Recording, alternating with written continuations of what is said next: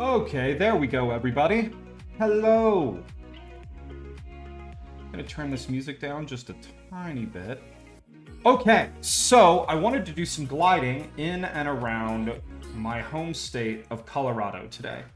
And unfortunately, we are in a scenario where my home state of Colorado has some poor weather coming in. So I still want to glide, but as we can see, these wind values are, it's not too bad down on the front range, but it gets really bad up high, which could actually be really good for us because that means there's going to be a lot of wind and mountain lift. But I'm just trying to figure out where I want to go. What if we started at Aspen? Okay, let's click this.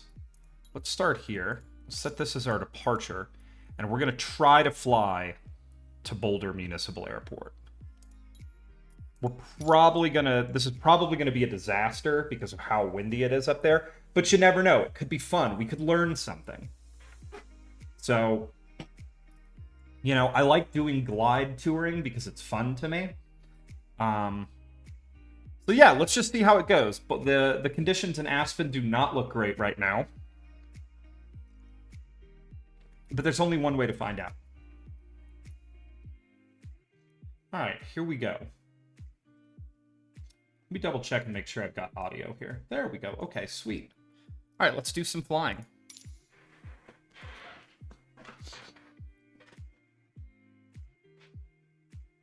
Okay. Oh, there we go. Okay. We'll probably have to set some things. I'm actually hoping to get my darn variometer working today on this glider so that we can actually tell when we're rising and falling. It's very helpful. It gets a little annoying if you're not used to what it sounds like, but you kind of just learn to hear it in the background. I'll probably try to keep the volume a bit low. Ooh, big hiccup. Hey, what's up, Chill? How are you? I didn't see you at the party last night. Generic November 953 Papa Charlie ready for departure runway 15 IFR to Oakland. Generic November 953 Papa Charlie hold short runway 15. Traffic is on the runway. Okay, there we go. Okay, close this. Does it at least show it here? It does. Hold short runway 15 generic tree Papa Charlie. Alright, here we go. Let's get all of our gear turned on. There's our FCU power. Toggle standby battery. Battery is on. Let's get that going. Let's get our anti-collision lights on. There's our landing gear.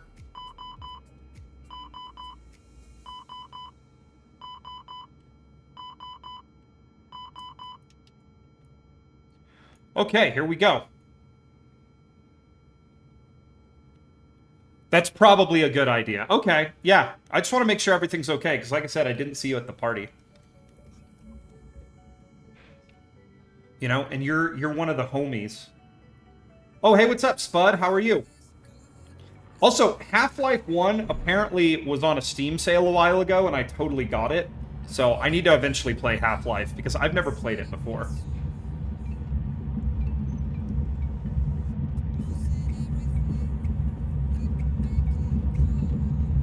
Not a ton of control authority here. Come on. Come on. Come on. Oh, we don't want the wings to touch the ground.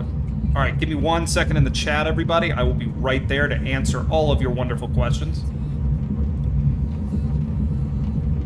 Oh, that sucks. Generic November 953 Papa Charlie, line up and wait. That's right, everybody. Wait for me. I'm taking a glider off at a main runway on a municipal airport. Come on, plane. Get up there. Line up and wait, generic tree Papa Charlie. Come on, get up there.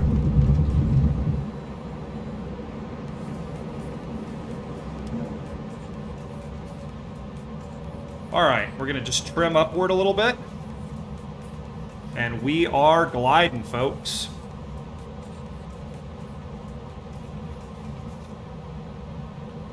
Okay, I will definitely try that. I also want to, well, because I need to play Half-Life 1 and 2. I have no Half-Life experience. The Half-Life experience is 0. It's hard to have half a life when you have no life. That's a terrible joke, and I'm sorry. All right, we're up. This is beautiful Aspen, Colorado, everybody. This is actually one of the more famous municipal airports in the world because I believe not on the side we took off on, but if you look at the runway going the other way, it sort of ends in a pretty large cliff, which is pretty interesting stuff. Whoa, we do not want to get that high up. Hey, are you going to hit the ground? Are you going to hit the ground? Okay. I don't know what's going on with that tow plane, but we're just gonna, we'll do it this way then, everybody. We'll just, we'll gain some altitude using our little electric motor here. Because I don't know what that tow plane was thinking.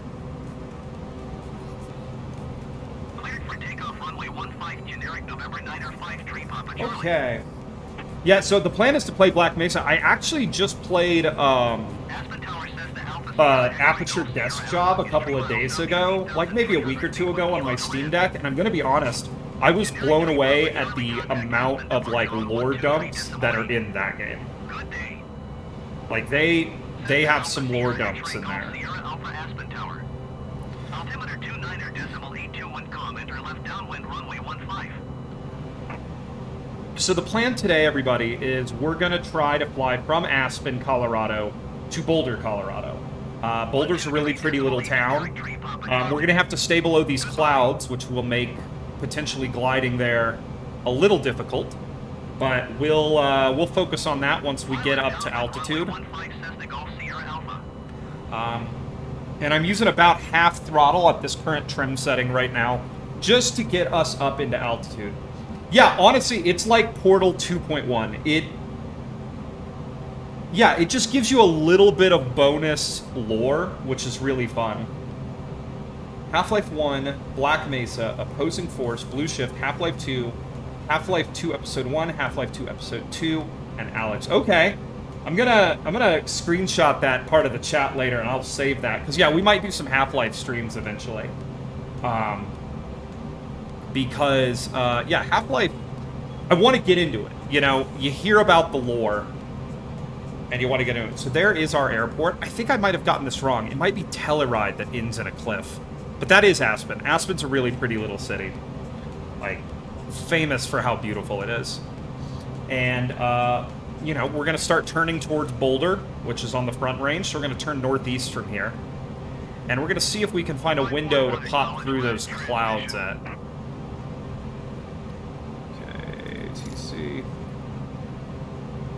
Aspen Tower Foxtrot Sierra 511 continue for south departure. Okay. So anywho, yeah, we're just going to start heading this way and see if we can get some lift off these mountains. Oh, I mean, we know it does. Like, I don't want to spoil anything, but Dave Johnson refers to Black Mesa in Portal 2. He talks, there's Easter eggs in it where he talks about Black Mesa. They share a timeline.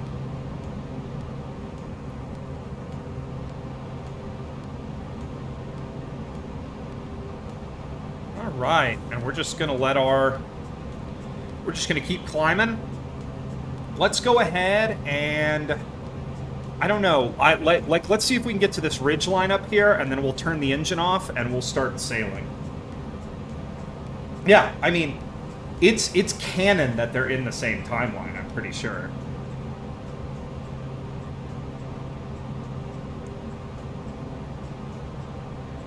Oh, Spud, yes, I do have a headset. I was actually at a party in VR last night. I've got like 1,300 hours in VR chat.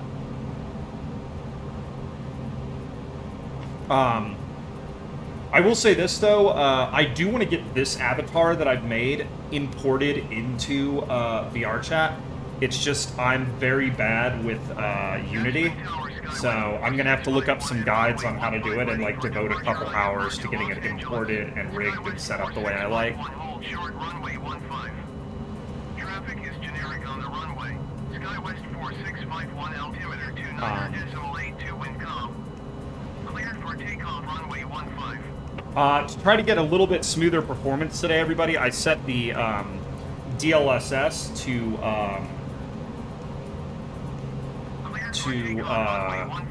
what is it? Actually, that reminds me of something. Hold tight, everybody.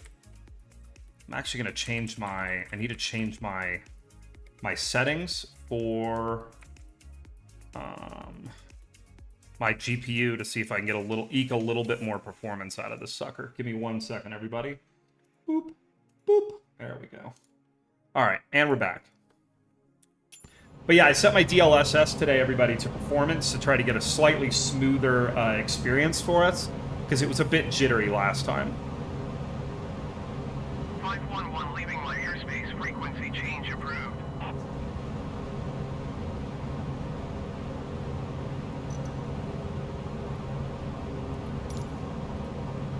Aspen Tower Foxtrot Sierra 511 frequency change.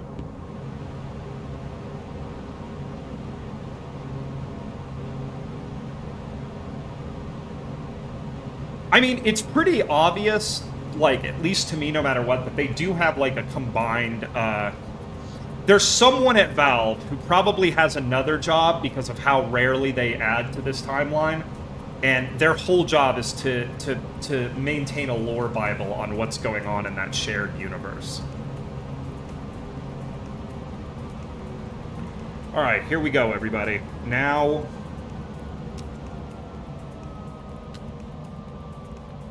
Okay, she's gonna nose down.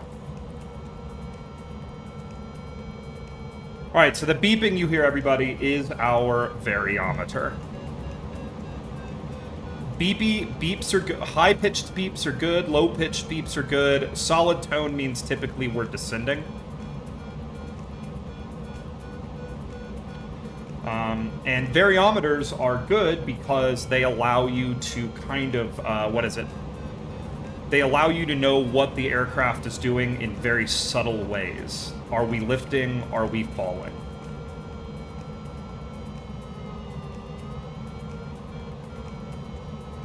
And now the plan, I believe the wind is blowing over most of the state to the east today. So we're going to try to get on the east side of these ridge lines and find ourselves some lift. A little bit of what's called mountain wave.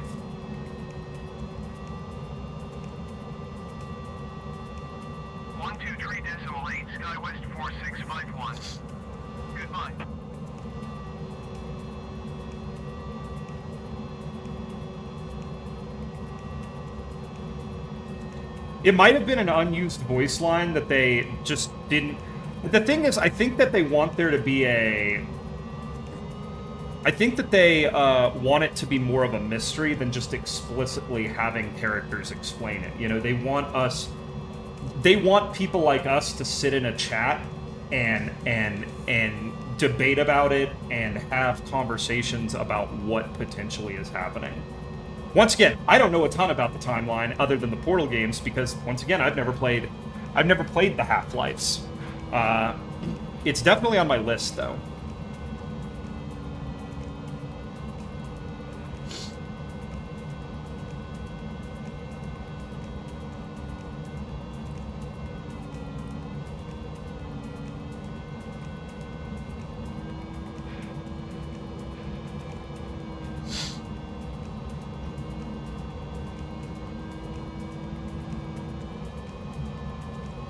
Oh, by the way, chill, I have to ask, you've played Death's Job? Does that mean you have a Steam Deck, or did you just play it on your normal computer?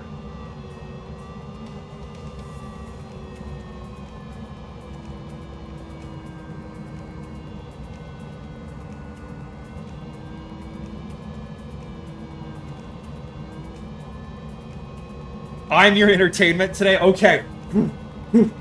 No pressure. No pressure. Well, I will do my best to be entertaining. I mean, I know gliding for many people probably isn't the... Okay. I know gliding for many people probably isn't the incredibly fun thing that I think it is, but I'll try to at least be good conversation while we all hang out here together. I got invited to a pre-Christmas dinner tonight, which I'm pretty excited about.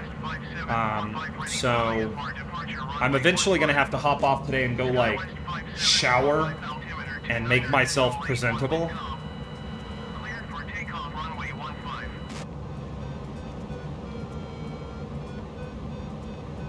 Alright, we're gonna see if this ridge line over here can actually give us some lift.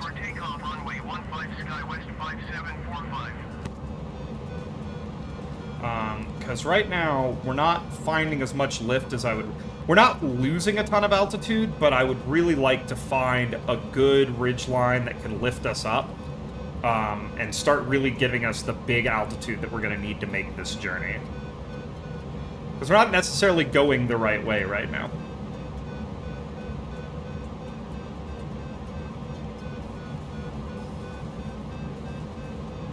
Alright, we're getting a little bit here.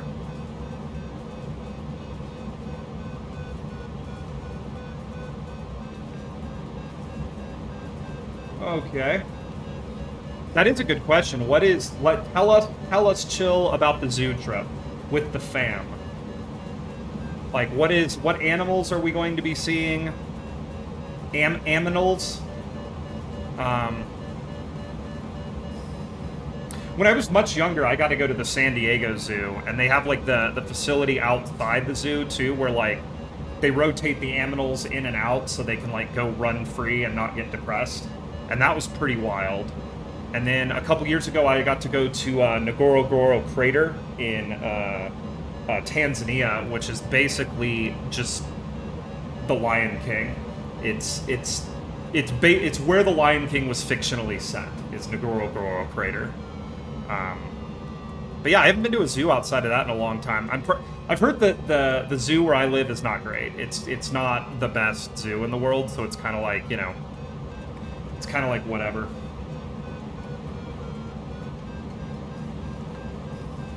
That's true. I mean, I can imagine that doesn't work. I've always felt bad, kind of, for some of the animals they have at, like, zoos and cold places, because you'll have, like, a lion or something, and he's gonna be like, it's gonna start snowing, and that animal's gonna be like, what the hell is going on? Line up and wait jet links 872.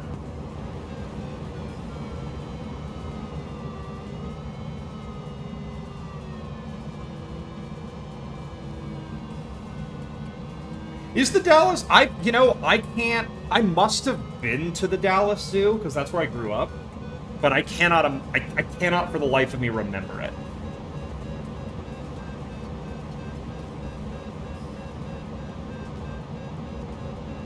Like, you know, I'm sure I've been there.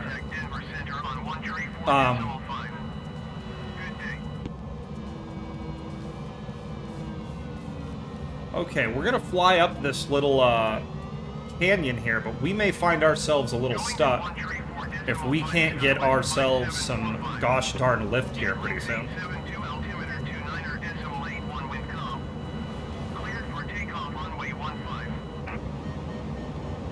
I think we're gonna risk it for the biscuit here, folks. Cleared for takeoff runway 15 jet links 872.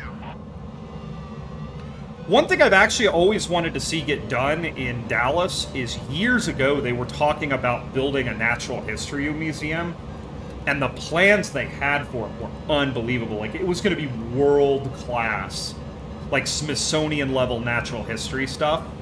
And I think they just stalled on getting funding for it because it was going to be unbelievable.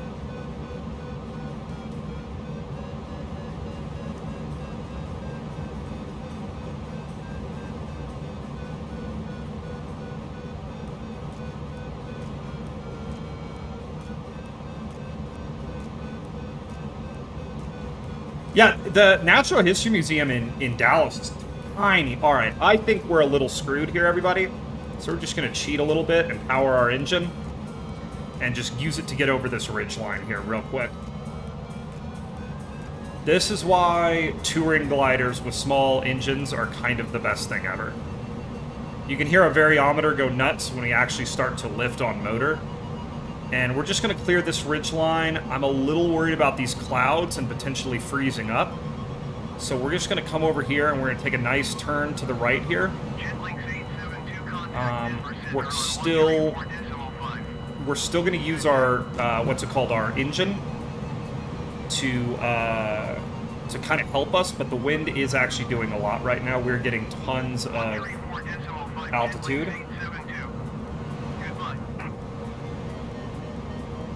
Holy bear, penguin, snowy owl, wolves, black... Yeah, you're in Canada, though. Don't you guys have, like, real-ass, like, wolves just running around all over the place?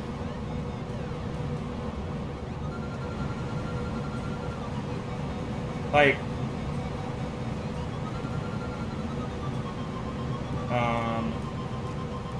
Okay, so when I was actually at Ngorongoro Crater, I saw all of the African Big Five, which are like the Big Five predators, well, Big Five animals, except for a leopard. I never saw a leopard, but I did see a leopard tortoise, so I'm counting it.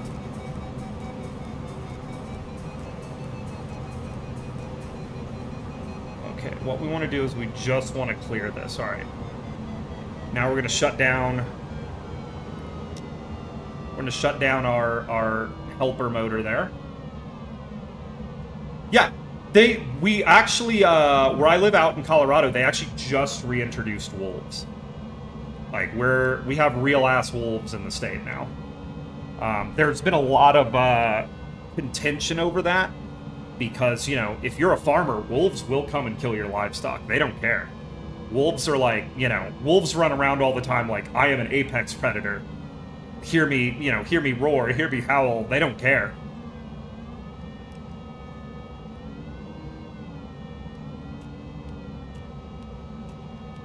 Okay, there's a nice altitude sink here, but we have tons of speed.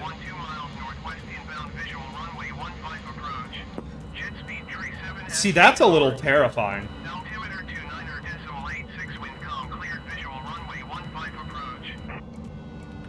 Oh, I know what happened. I am pretty sure our, what is it? Our airspeed gauge just froze. Our pitot tube just froze.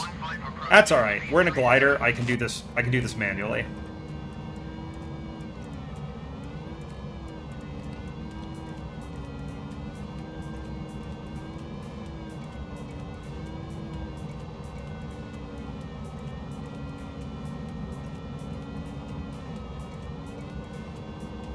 Okay, we'll just do this manually. Yep, we just had the pitot gauge, which measures our airspeed, has frozen.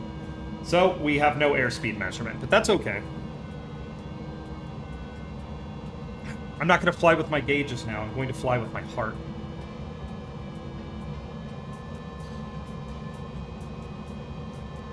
Now, is that I-70 down there? I'm pretty sure that's that might be I-70.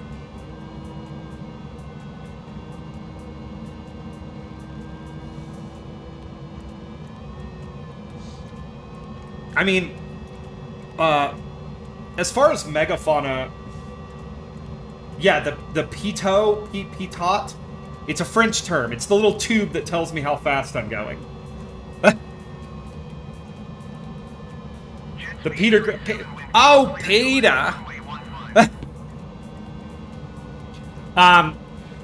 No, seriously though, I hike a lot. I hike and I camp a lot in mountain lion country, and I'm going to be honest, I am way more terrified of mountain lions than I am, like, wolves or anything. Because a mountain lion, if it's, like, old enough and sick enough and hungry enough, they'll... You know, you see those videos every now and then, there's that one freaking terrifying video where the guy keeps turning around and that mountain lion is always, like, 30 feet behind him, just following him along, checking him out. And it's like, you just know, like, if that mountain lion decided, I'm gonna eat you, there ain't nothing that guy's gonna do about it, you know?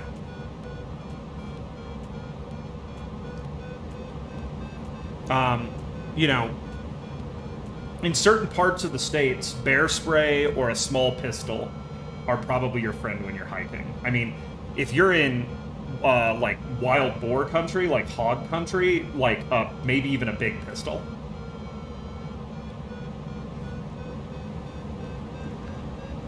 Okay, you want to see how shameless the coyotes are where I live? I saw a coyote running down I-70 one time, like on the shoulder, not giving a crap. He did not care. He did not, you know, he was doing his business. He was just running down the road.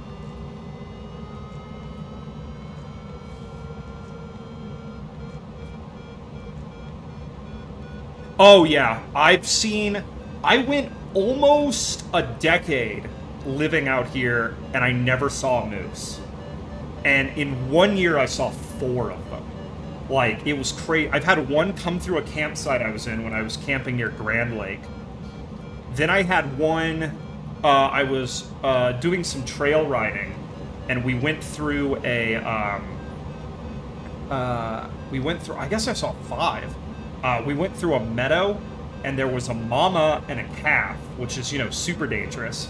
And then we went like a quarter mile longer, and there was a huge male there with, like, big antlers and everything.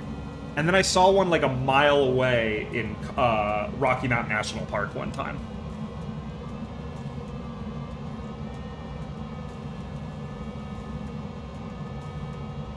Well, they're not only very territorial, they're super duper excitable. You know? Like, they're really, really skittish, you know? And they'll just beat you to death. Like, if they get the slightest amount scared, they just go kill stuff, you know? They go from like, oh, instead of being like, oh, I'm going to move away from the danger, they're just like, nope, death time. Now, everyone, I'm not going to tell you that we're lost. You know? I'm not going to tell you we're lost, but we're a little bit lost. Okay, we need to turn a bit more east.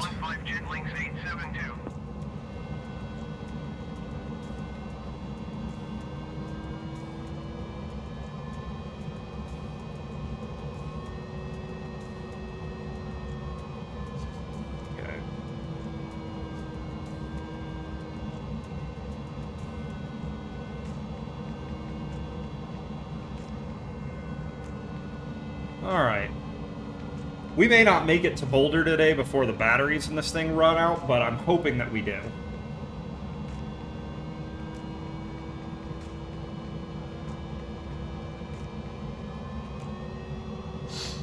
I've seen like, I think 3 bears. I was hiking at night one time and I saw a couple. But, when I was down near Canyon City camping, there was a bear wandering around, and I was there for a college course, and one of our professors just ran after it with a bunch of pans, banging the pans together, and the bear just straight up booked it. Like, that animal was gone. We only have black bears where I live, and they're, unless you're in a very, very specific situation, they are total scaredy cats. They do not like people. They're not aggressive. They just want to get away from stuff, you know?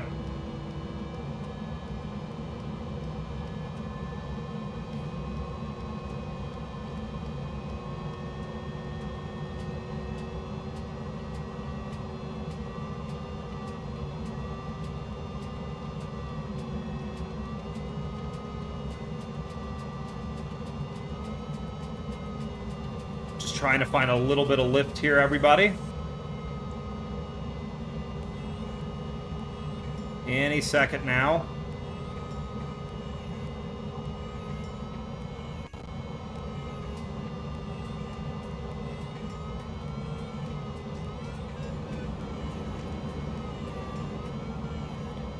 Okay, we're gonna have to do this because we are not generating enough lift to get over this ridge.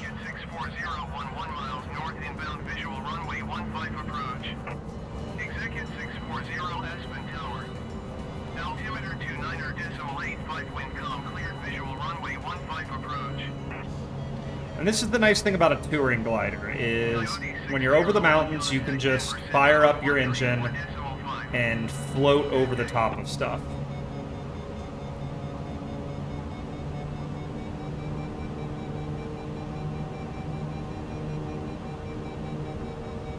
Cleared visual runway 15 approach, execute 640.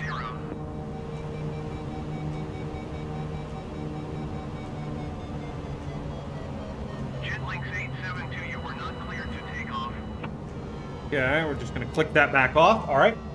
Well, that's the thing with grizzlies. A grizzly is like, it knows that it is the apex predator. You know, it knows that there is nothing else around it that, you know, it needs to be worried about. So it's like, when you see a grizzly, it's like, hey, you're not in, you know,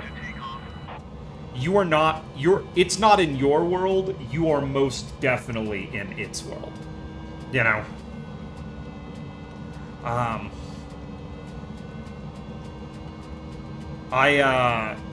You know, there was that really dumb documentary about that grizzly man guy who's like, oh, I'm gonna befriend the bears, and it's like, no, bud, no.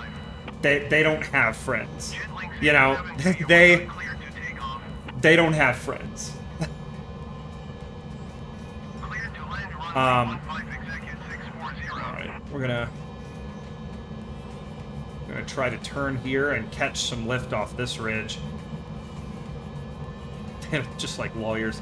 I have a friend who's an attorney, and I'm gonna be honest, basically all of the stereotypes are true. Like, it's pretty, and like, he'll straight up acknowledge it. Like, he'll straight up tell you that they're all true.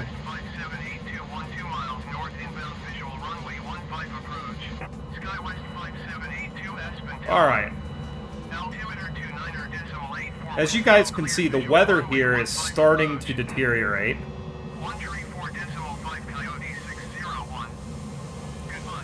But I'm kind of hoping that as the weather deteriorates, we'll pick up some lift. Ooh.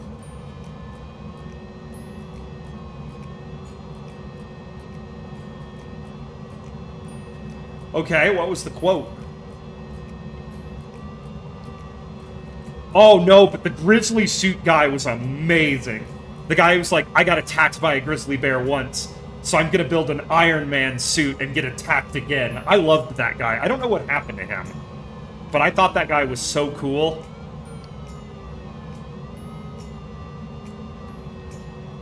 Alright, we're gonna have to power our engine up again here. Come on, I know.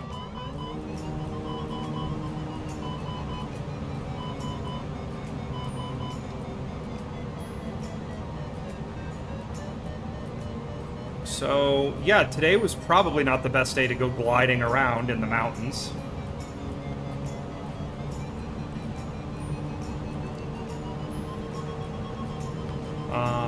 But we're still going to try to make our initial flight goal of Boulder, Colorado. We're just going to probably end up using our engine a lot. SkyWest 5782, follow the generic on the runway.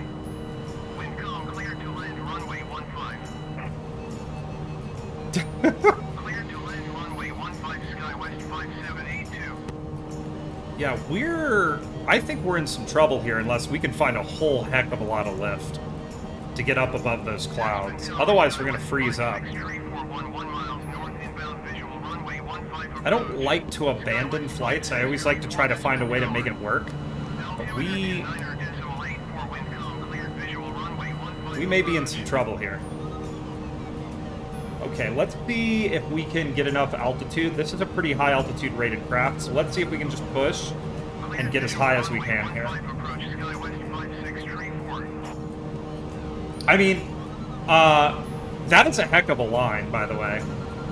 But I mean, so like, there's, if you read into like the individual codes of ethics that like attorneys have, it's crazy.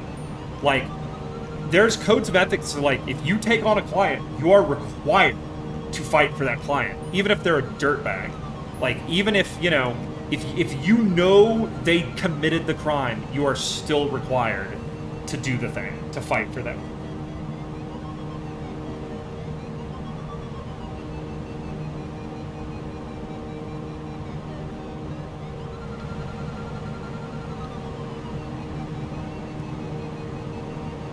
So did he never got his chance to fight the bear? I mean, because that's tragic if he never got to fight the bear.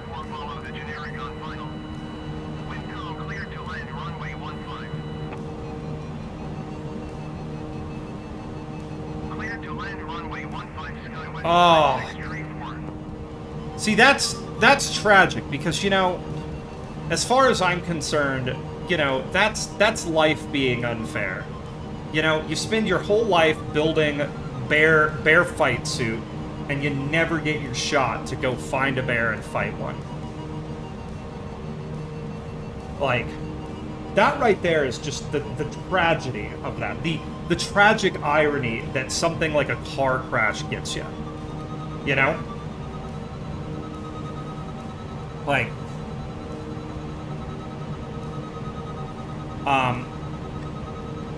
yeah, there's a level of sadness to that that's difficult to describe.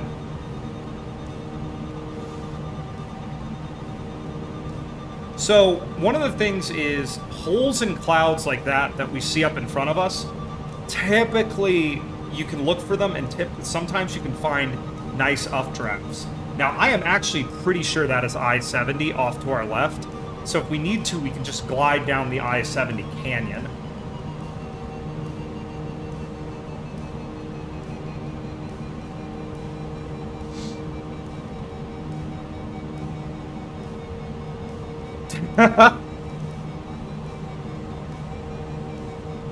Well, I mean, that is the, like, I mean, that is the way, though, right? I mean, it's tragic to talk about, but, like, Michael Schumacher, probably one of the most prolific race car drivers of all time. The best Formula One driver, you know, maybe not everyone's favorite Formula One driver, because he won nonstop, but definitely, probably skill-wise, the best. Maybe Ayrton Senna, you could say. He died in a skiing accident. Well, he didn't die, I'm sorry. He was severely injured to the point where, like, he's not the same person anymore in a skiing accident. That is what did it to him, you know? It's crazy the way life has these... It's crazy how life has these ways of just, like, catching you know?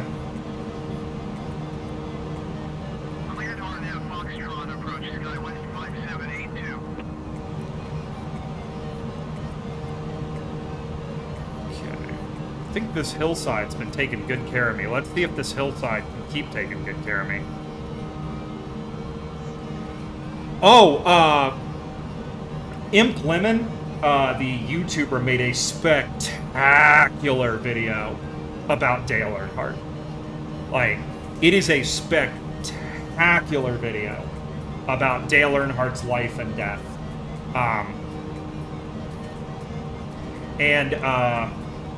Okay, yeah.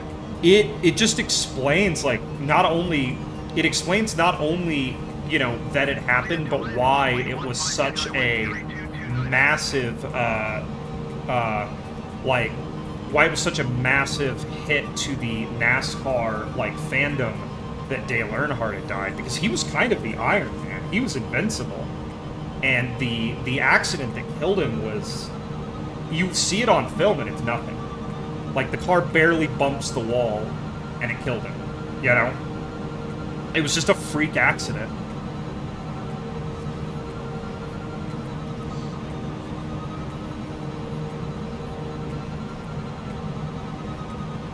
Alright, we're just gonna stay in this high lift area and keep using our engine as well. I'd really love to get above these clouds, but it just doesn't look like that's gonna happen, so... We may have to try to canyon fly down the I-70 canyon and into Denver, and then head up to Boulder from there. Because the weather is rapidly deteriorating. I have real weather on right now, so these clouds, this storm that's building around us, is actually building in the mountains to the west right now, and it's going to hit Denver tonight. We're supposed to get a lot of snow. It's neat that his son took up racing. I think one of the most tragic things about the whole thing is that, like, you know, and, you know, I gotta give it to the storytelling capability of Imp Lemon. The last thing Dale Earnhardt probably saw was his teammate and his son racing towards victory at Daytona in first and second place. You know? Like, when you think about it that way, it's like a... What's it called? It's like a gosh darn, like, Greek tragedy, you know? That, the way he actually died. That, the last thing he saw. Thomas, who invented 3 things in life: leaded gasoline, Freon, and a system of pulleys and pulleys around his house, which to say, wow. Jesus Christ! Some inventors, I mean, the thing with leaded gasoline was, until technology improved, we just didn't have a way to make cars run better. Fun fact, most airplanes still use leaded gasoline. So if you live in, like, the flight path of a small airport, like a small municipal airport, you're getting leaded. There's leaded gas flying around above you.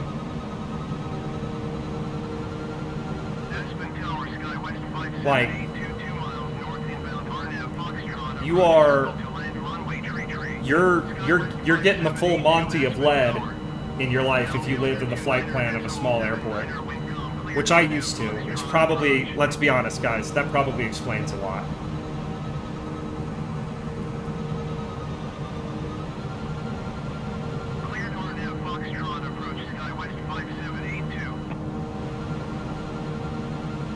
Alright, so we are getting pretty high up here. I think I'm going to take a shot at it and try to head out to the west. We're Still on battery power right now because this storm just really built up quickly and kind of trapped us up here. But I'm going to start heading towards, yeah, the east here and start trying to get out over onto the front range. And we'll just keep the engine running, but just maintain level flight. I know it's a bit cheating to glide and use this electric motor as much as I am, but we are just really... let's see if we can shut this sucker completely down. I know. We'll shut it down and see if we can get some actual... what's it called? Some actual lift up here.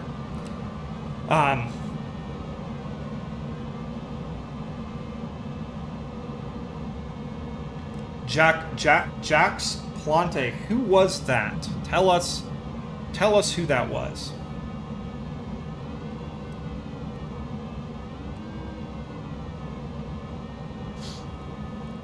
Because, yeah, I don't know who that is.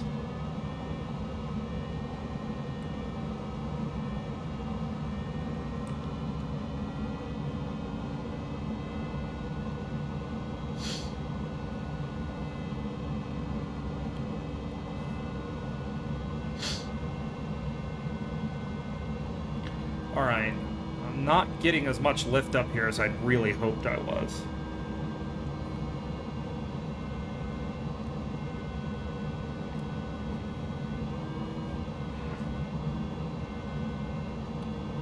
I mean, I think the I-70 corridor is going to be our only option, folks. I was hoping to climb up and go direct, but I think we're going to go down to I-70, which is right down there.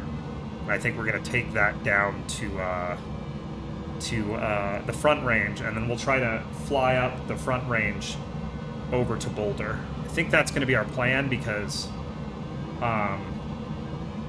as you can see, this storm is closing in on us quick, and we are running out of space. So we're going to trade some altitude for speed.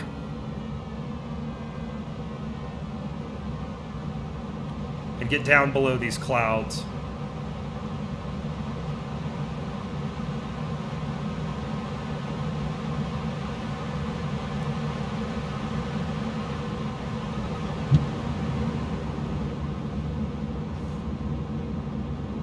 So I've thrown the spoilers out. Getting these things to actually descend can be a bit of a chore.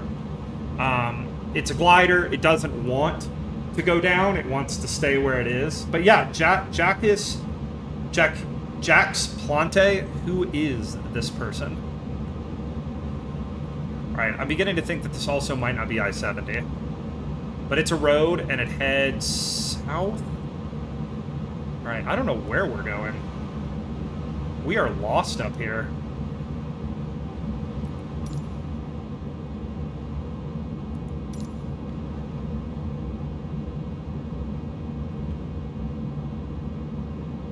Zoc? Okay. Zoc? Plante?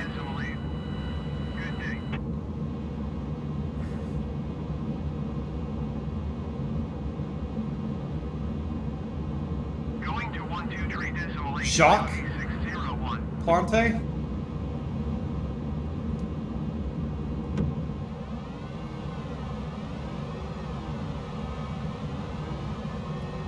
Alright, we might be abandoning this flight because I am just not... The weather is getting so much worse, so you know what? Let's call it main menu and we'll find another place to glide because the weather is getting really bad and we were not going to make it. Let's try somewhere else. See, I was hoping that this would be good because this is my wind measurement. This is my wind map, and there was such good wind over here today that I thought like maybe we'd have a good time. But there's a couple other really good spots that you can fly. So let's go to South America and fly a bit there. Of course, you know what? No, if Colorado's going to be that way, we'll just switch to powered flight. We can do that. We can do a little bit of powered flight. So let's go to aircraft selection. We're going to fly one of my favorite planes ever. It's probably the ugliest plane any of you have ever seen. but I love this plane.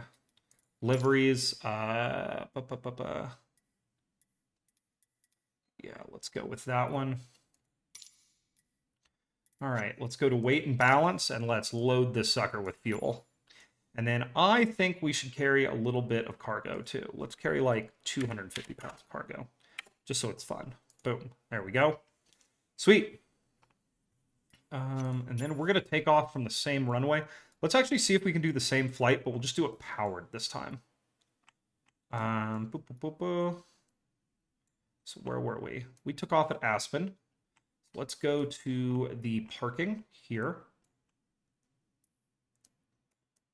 Wow, Aspen's like a real airport. Okay, set that as a departure, and then just fly over to Boulder Municipal. And we'll do the same flight, but we'll do it powered, because gliders did not work. There we go, 49 minutes, 94 nautical miles, super easy. All right. I have to remember how to start this plane, which is always fun, which is always, you know, it's part of the fun of flying, is how do you actually make the plane go? But we'll experience that together. This is, once again, one of my favorite planes ever. It is basically anybody ever heard of the Bush plane Draco? The motor for Draco, the turbine engine, came out of this plane, the Pilatus PC-6. The Pilatus PC-6 was used in Vietnam. It's been used basically all over the world.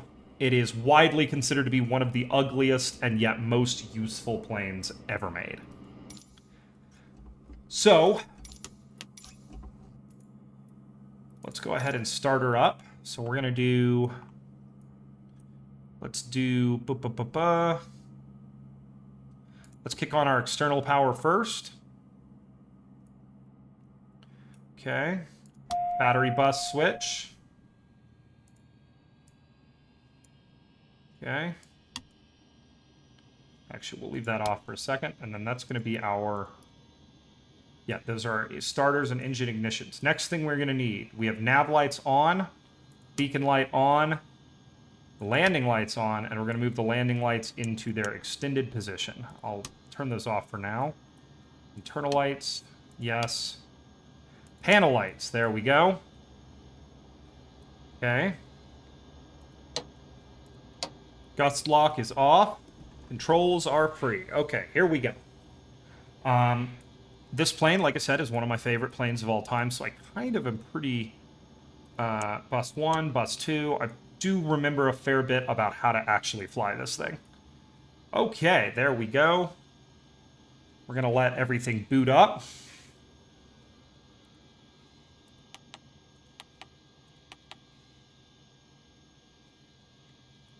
CDI. There we go. Okay. Keep wings level. Pause test is good. Oh, okay. I did not get anything in the chat that you sent me. Like, you might have to send it in like 2 smaller messages, because I am not seeing it. I'd like to, of course. There we go. Our avionics are up. Hey, what's up, bro? How you doing? Thanks for getting me out here. All right. We're going to turn our parking brake off. Hit Shift P to be pushed back. Okay. But yeah, chill. You might have to resend because we did not get it over here. Okay. Now. Oh, there we go. He was a hockey goalie who played for Montreal Canadiens. And you see, even though players started wearing helmets, hockey goalies, the people who literally getting harder still did not, and it was common for them to get stitches. After one fatal shot, it broke multiple facial bones. Jeez. And it was rushed to the locker room, and after getting a mask contoured his face, he went back on the ice and played the rest of the game and continued to wear the mask even after their face healed. And it would draw a scar on the mask whenever a puck hit him in the face, to show the scar that could have been, while other goalies started wearing masks of their own to protect their faces and it has evolved into the modern day ice hockey goalie helmet. So that's where the like famous goalie hockey mask came from, huh? Before they did the modern helmets, they had those old kind of cool looking masks. All right, we're gonna go ahead and select an altitude. I want to go up to like, let's go up to 14,000 feet. 15,000's fine. Okay. And we're gonna get our flight director on. We'll do autopilot trim and everything else later. Go nav mode. Okay. And then I want to go, let's call that. Okay, and then altitude. Okay. We're just going to bring that down a little bit. There we go. Okay. Give me 1 second, everybody. I'm remembering how we do this, because this is... Whatever, we'll deal with it.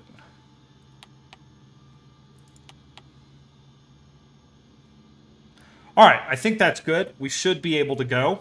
So let's go ahead and get our prop control set up. Okay, there we go. All right, that's full forward, and now we're going to start it. But yeah, that's a really cool story. I had no idea. Let's get our fuel boost pump on. Let's fire up our starter. Oh! Do we have our fuel on? There we go. We've got fuel.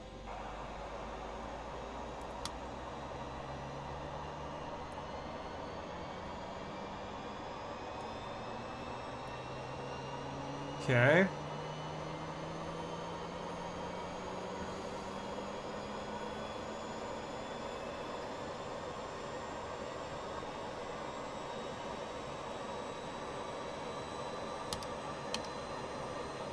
And we're good.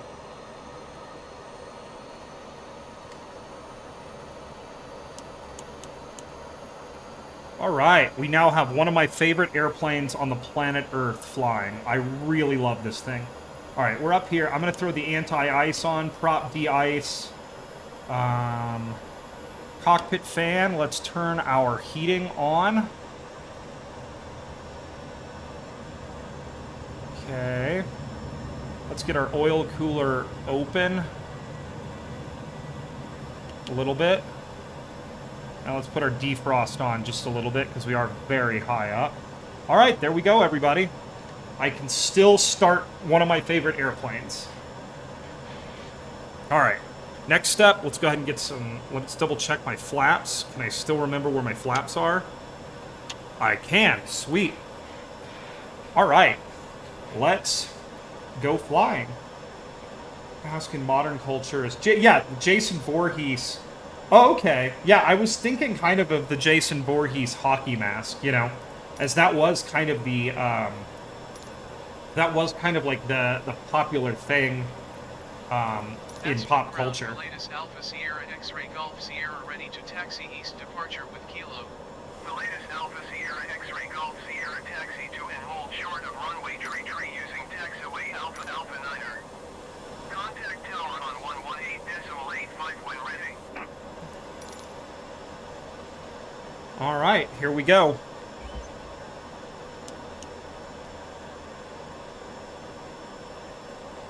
Okay.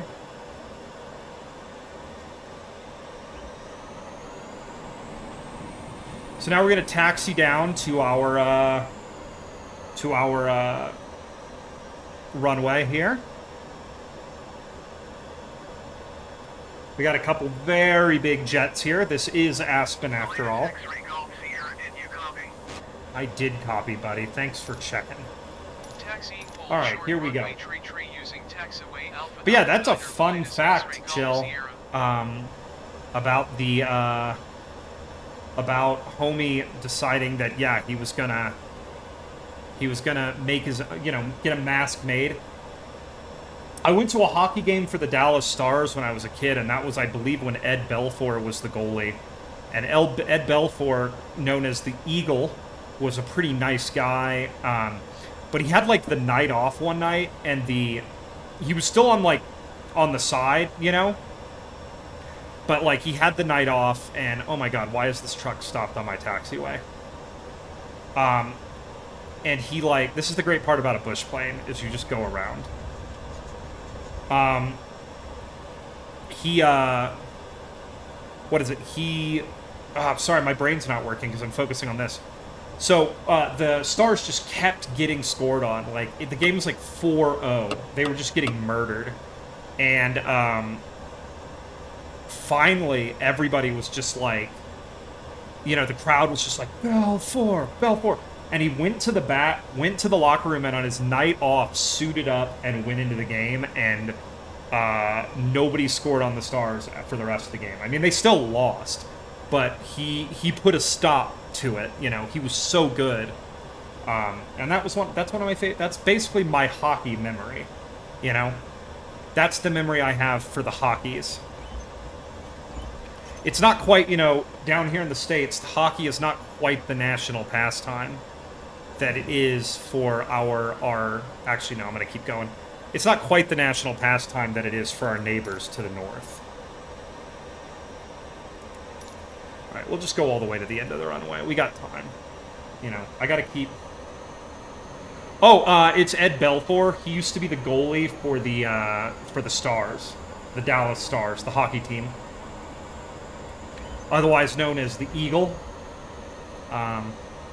Because there was a time in which, like, my whole family was really big on going to hockey games when I was young. Like, it was like a family thing. We would go, because like back in the old stadium before they had the American Airlines Center, there was Reunion Arena, and Reunion Arena was just so cheap to go to. You could park really far away and take the DART light rail train out there, so it's like you could like really quickly and easily go see a hockey game.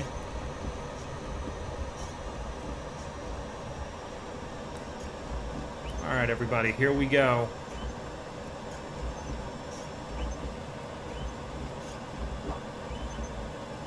All right, so we're gonna put our parking brake on real quick. Let's talk to our ATC.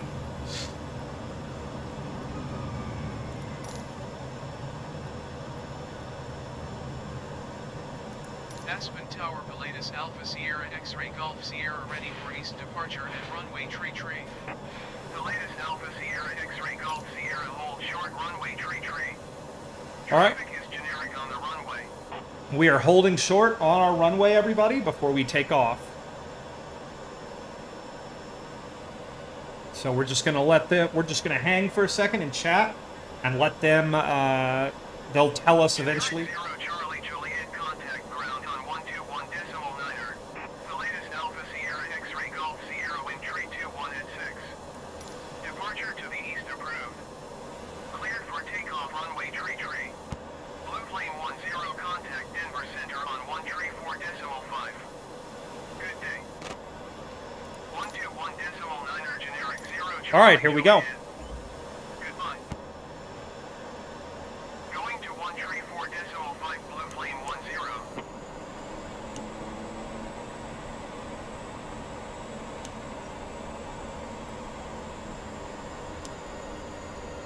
All right, while we're pulling onto the runway, everybody, I'm just trimming us out for takeoff here.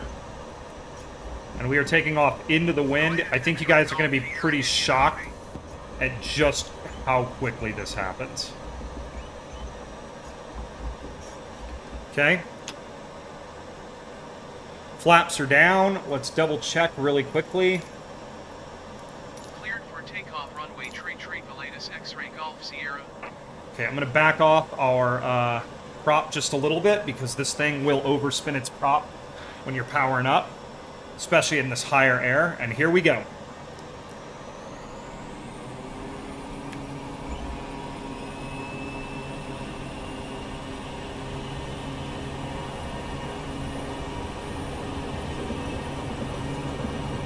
Whoop.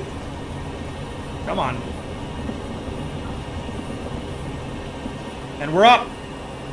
That's all she takes, folks.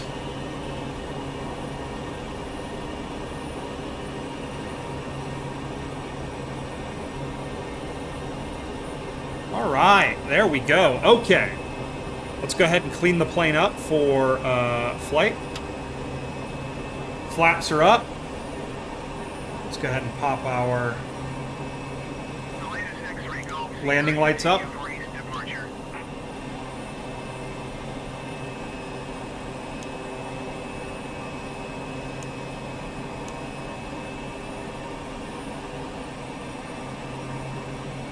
Okay, cool. Yeah, I'll definitely take a look at them. Thank you, Chill. You gotta hit me up in the DMs later, too, about that one issue so that we can rap about it. Anywho, why do I like the Pilatus PC6 so much?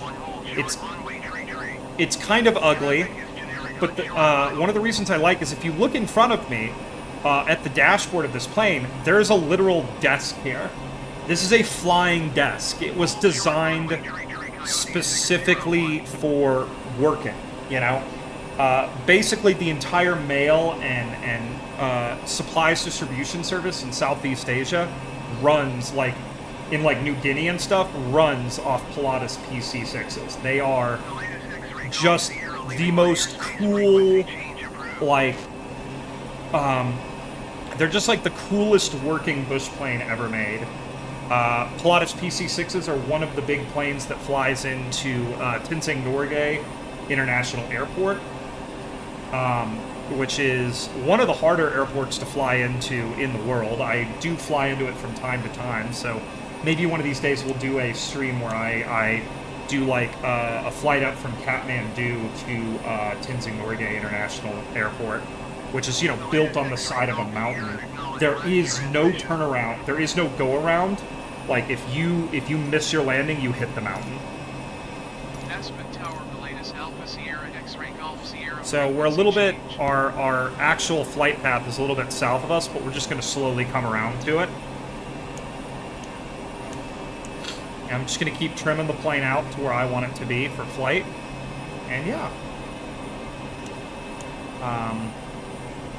And this is a pretty fun little plane to fly around my home state and see, you know, the beauty of my home state from its cockpit. It's compared to the glider we were just flying, it's pretty fast, it's pretty stout, and it has, one of the reasons I love flying it too is it just has this huge abundance of power, you know?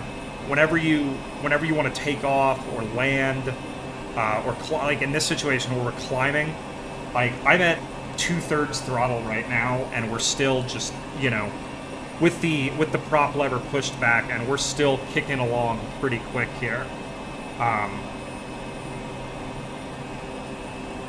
It's one of the cooler airplanes that I think's ever been made.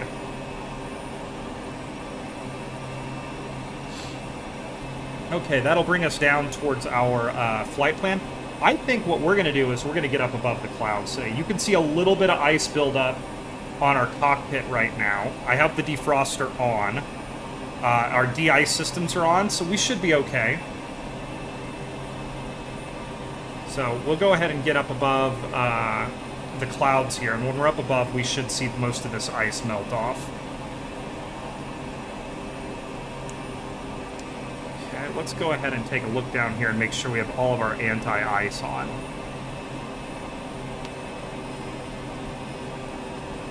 There we go.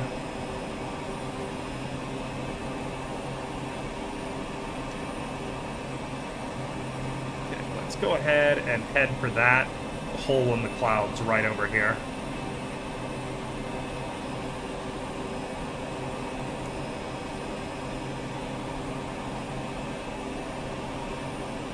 There we go.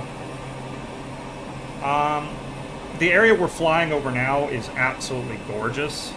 As you can see down there, there's just miles and miles of beautiful alpine for us. A lot of it actually is open to the public for hiking. There are specific rules in Colorado about owning land over a certain altitude. I think it's 13,000 feet you can't own land anymore. There's some people who are grandfathered, like a private family owns the top of Pikes Peak. But other than that, like, you're not supposed to own land above a certain altitude. Pretty neat stuff. Okay, we're just gonna try to climb up to the top here. Forgot to set my altimeter before I took off, but we'll set it when we get to Boulder.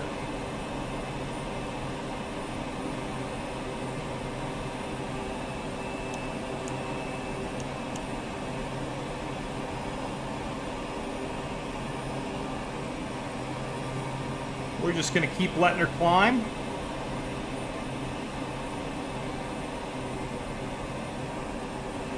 I brought up the throttle almost to full right now because, yeah, we're just climbing up and the air is getting pretty thin.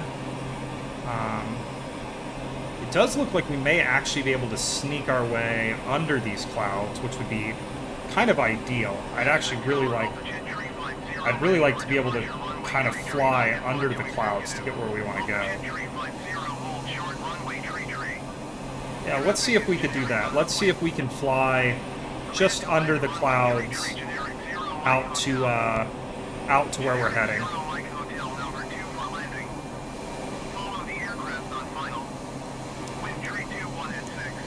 Okay, so we're gonna just gently bring our nose down here a little bit and just go under these clouds to that gap we can see. And we will see if we can get where we're going.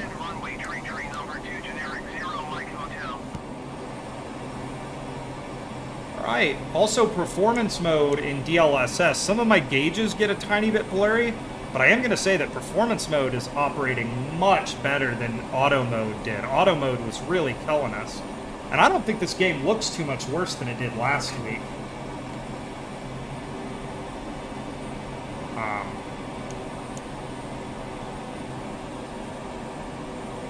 By the way, DLSS is kind of a fascinating technology. You would think that, like, oh, using AI for pixel interpolation has to use more power than just creating the pixels. But no, it does not. Like, DLS just kicks the butt, apparently. Or DLSS just apparently does it. You know? It's kind of a wacky setup. Though I will say that on things like the Steam Deck, there are so many games that would basically be unplayable without FSR, you know?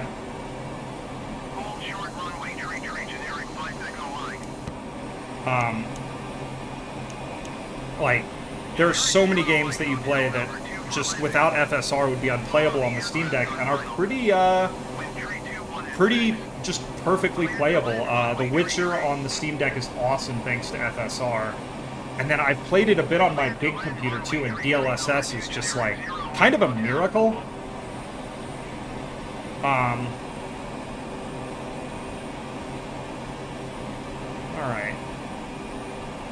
We're going to climb up over that ridge. There's that tiny hole there in the clouds, just at the top of this ridge that we're going to try to sneak through.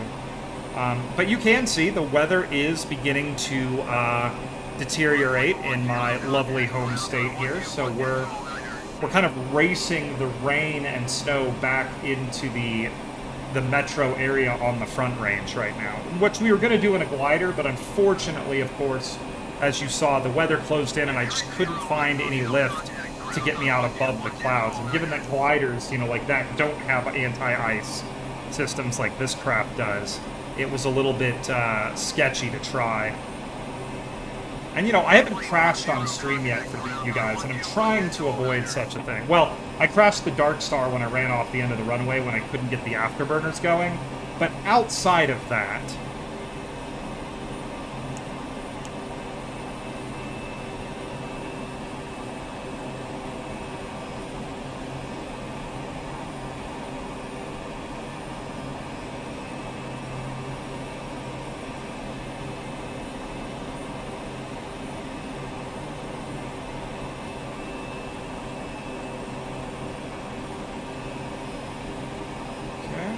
come through this gap right here. There we are.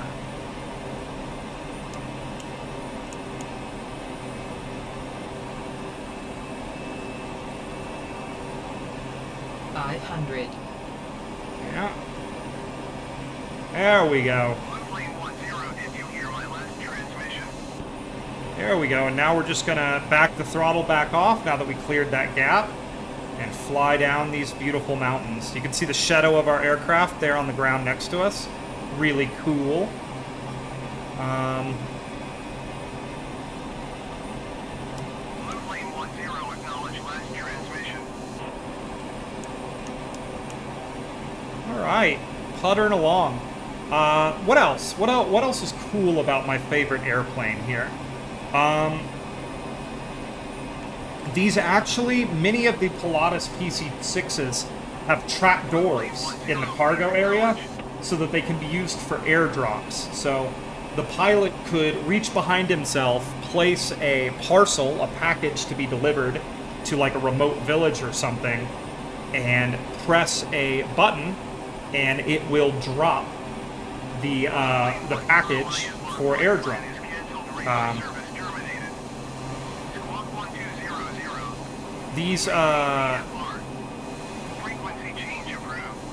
These craft are, they have something known as beta flight mode, which is the propeller becomes, it's less, a spinning propeller is fairly bad if you are gliding.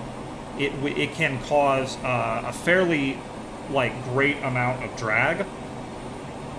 The beta flight mode that these craft has allows them to descend extremely quickly, down at like a 60 or 70 degree angle to fly into like very, mountain-bound villages. And in that flight mode, the propeller will actually act as a basic, like, a complex air brake, even as it's spinning. They also have thrust reversers, which I've never really gotten to work in this game. So you can reverse thrust if you want to, which is pretty cool. For still thinking about shrimp, huh? I mean, that is going to be the big thing. You're building. Have you ordered anything yet since we talked last, or are you still working out the build? I guess that's the best way to put it. Are you still working on your build?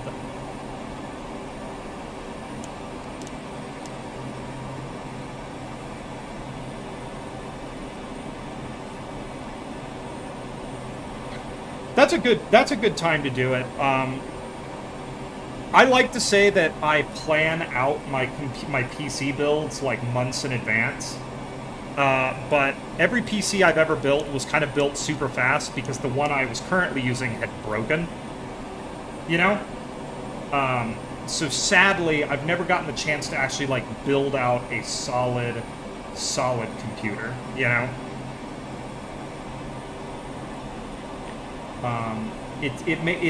It makes the poopy boot sad that I've never gotten to like build my perfect computer while my other one was still running.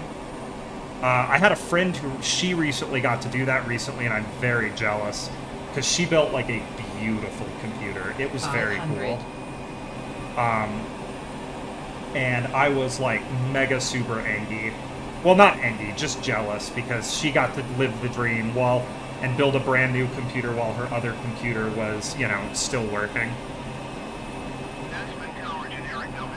I mean, don't get me wrong, my computer's not like ugly or poorly built by any means. It just, I never had the time there were certain parts I had to buy at the time that were what were available, rather than ordering like the ideal perfect parts.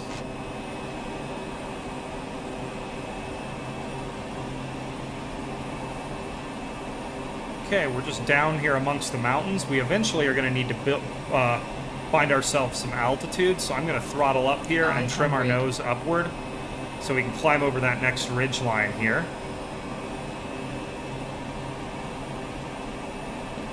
We're still loosely just flying on our way towards our final destination. I might call it a stream after this flight, just to get, just so I can go deal with my IRL crap I gotta deal with today. Eventually I'll do like a mega stream in Flight Sim, and we'll do like a really long flight or a very complicated one. I'm just kind of feeling out what everybody likes to see when I do Flight Sim, I do think when I'm playing Kerbal, I end up concentrating really hard. I think in these, I get to talk to people a bit more. You know, we get to have longer and more in-depth conversations. You know, because I'm just, you know, flying is... I guess it does take a lot of brain power, but it doesn't take a... Is there a game called Airplane Mode? If there is, I have not played it. But I'll add it to my list.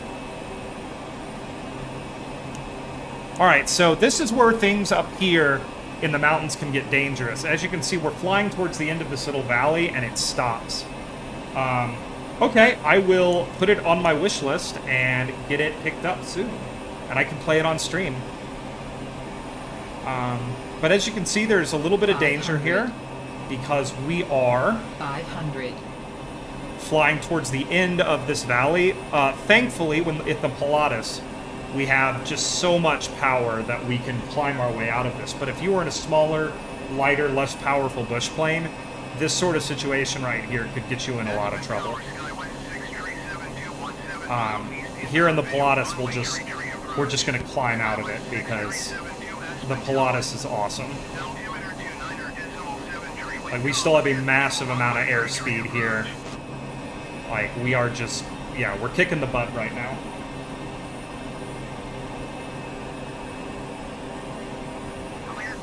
Oh! It's a real-time taking a commercial... Like, you sit in the passenger seat.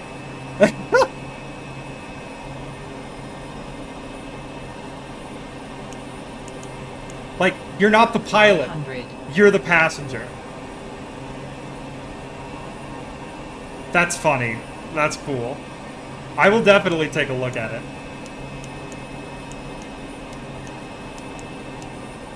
So there's a road down there. That might be I-70. That looks I-70-esque. Will we see it go up to the tunnel is the question. Yeah, I think that's I-70 that we're crossing now. I keep saying every road's I-70, but that is like a big 4 or 5 lane road, and that is just about the biggest thing that's up there in the mountains. Okay, here we go.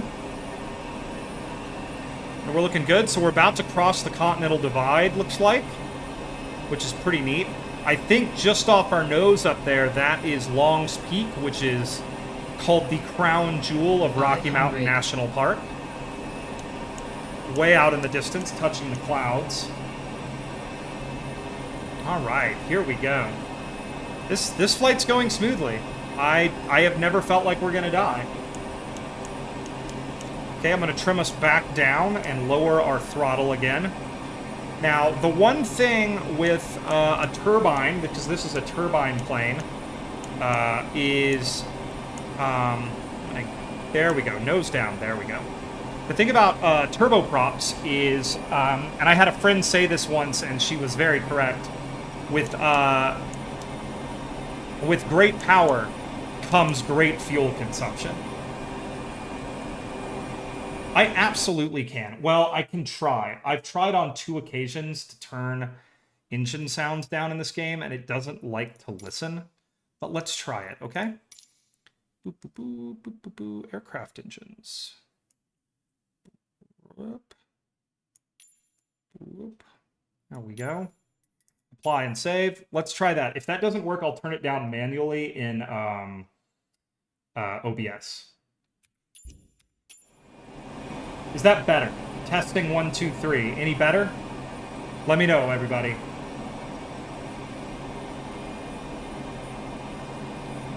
Okay, let's do this then. I'll tell you guys what. Let's do this. We're going to go here.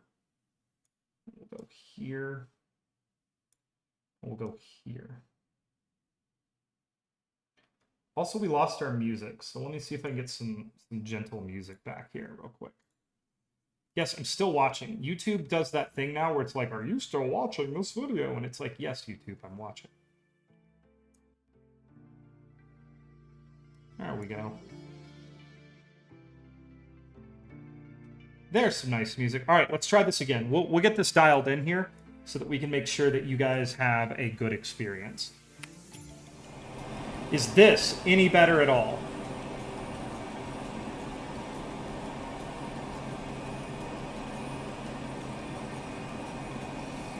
Okay.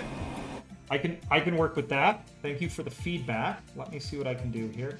OBS just came up with a new experimental thing where it captures from the game directly and doesn't capture your desktop audio. And I think what we're going to end up doing is probably setting that up for some certain stubborn games like Flight Sim, where they don't like to listen when I tell them to turn down engine sounds. I've actually had similar problems with Kerbal Space Program. I'll tell it to turn down certain rocket noises, and it'll actually turn down certain rockets, but it won't turn them, like, all the way down. Actually, this road, that's I-70, because this right here is Frisco. We're going to buzz the lake at Frisco. This is a beautiful town, by the way.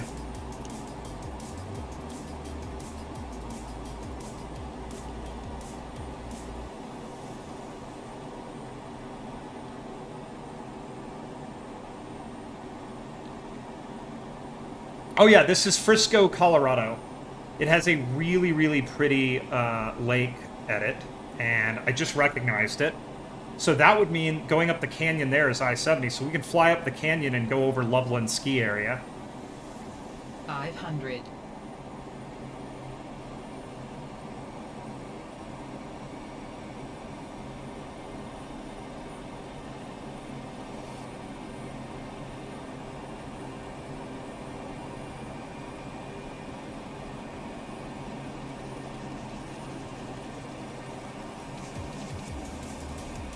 Okay, here we go. But yeah, this lake is beautiful. There's a really, really, really good disc golf course on the other side of this lake that we're going to fly over. Whoops.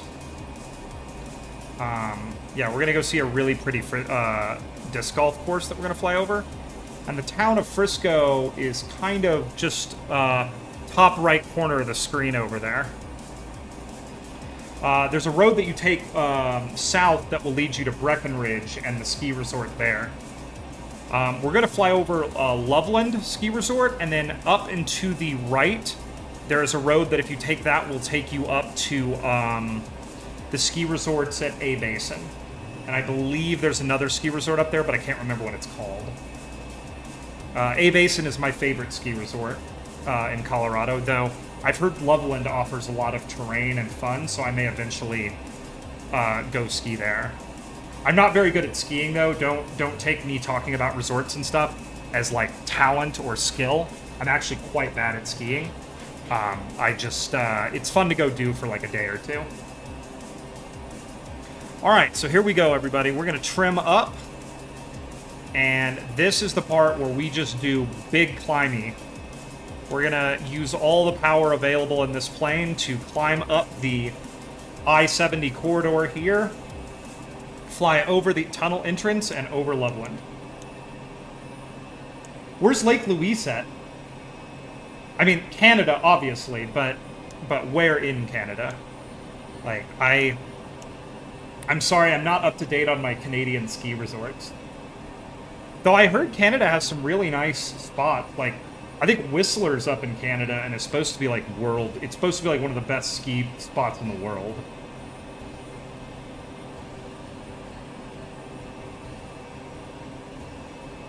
Okay, you can see the highway down there below us. We're going to encounter some clouds here. Clouds mean precipitation and ice. I don't really like flying through them, but we need to just pop over this, and then we can fly down the I-70 corridor.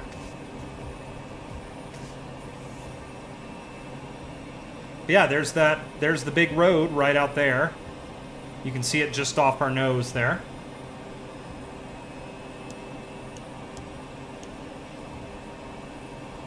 Oh, okay.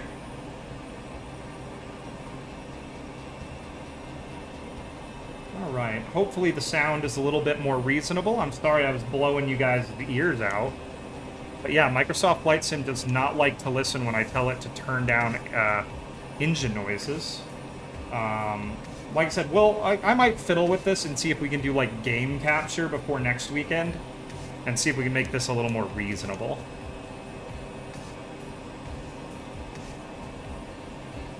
Alright, so we're going to come around here. There's a road you can see directly on our nose. That is Highway 6, which used to be how you got over the Continental Divide before they built the tunnel, which we're flying over the entrance to the tunnel right about now. So we're just going to fly up along this ridge line and pop over the top here.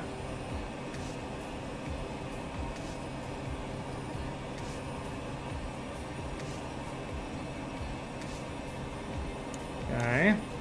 Just adding a little tiny bit of trim here. And we've got more than enough power to do this. 500.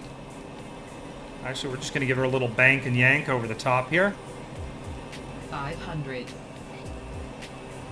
There we go. Now we're going to throttle back.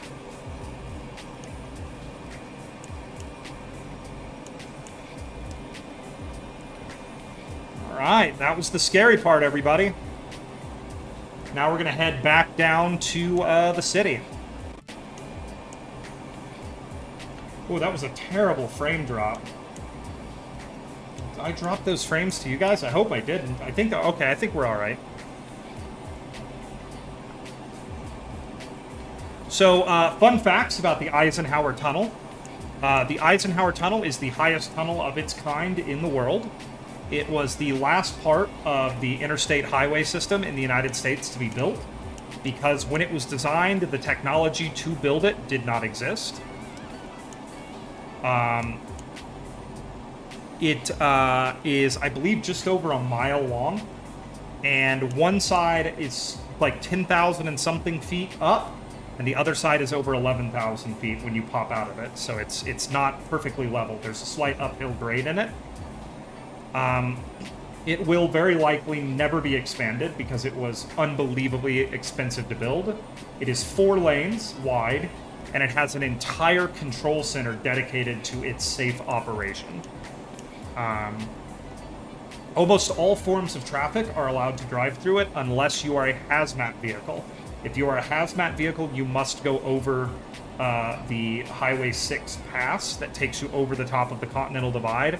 And I believe you're well over 12,000 feet at that point.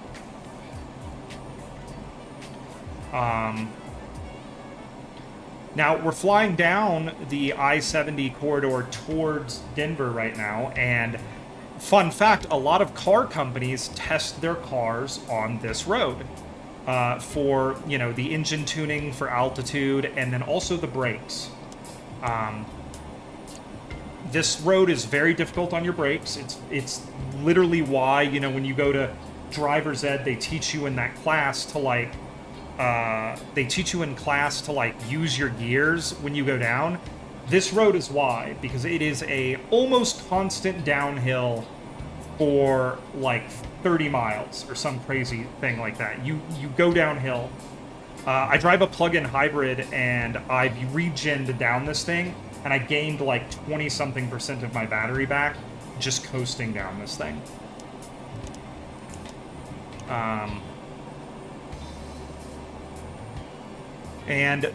Many people in general aviation have actually attempted to fly up the I-70 corridor and then pop over the Great Divide, as we just did. And one of the jokes told to me, it's a little morbid, but it is true. The walls of this canyon are littered with the pieces of aircraft of those who had so much hubris they thought they could fly up this thing and pop over the top. Now, I have done it in this game in a, I believe it was a Cessna 172 and several bush planes. I have flown over the Continental Divide by flying up the I-70 corridor, but it is quite the task, because you basically have to be climbing like crazy as you leave Denver, even though, you know, even though it doesn't look like you need to, because that last section gets really steep really fast. 500. This is a small town that we're flying over. I cannot remember the name of the city. As we fly deeper and lower, we will fly over a small town called Idaho Springs, which has a really awesome pizza place called Bojo's, 500. but Bojo's is kind of expensive. That's right, everybody. You're getting some Colorado facts today. The lake that we're getting ready to fly over is right here. I'll even fly a little bit low over it for you.